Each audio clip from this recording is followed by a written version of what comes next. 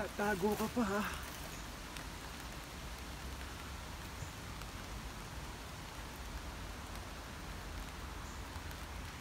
Eto na naman at pumuputi na naman ako ng ampalaya. Makikita din yung iba-iba yung kanilang mga hugis.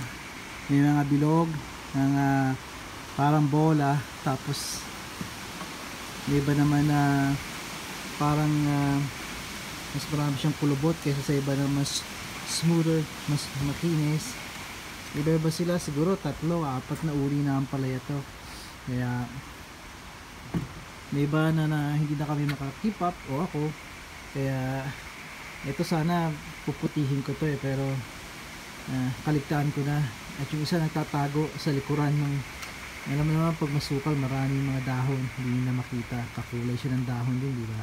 Kaya ito lang, gusto ko lang share sa inyo. Definitely, sigurado sa next year magtatanim din kayo ng ampalaya ha. At gusto kong makita dahil gusto kong i-upload nyo rin at na makita ko rin. Maganda to.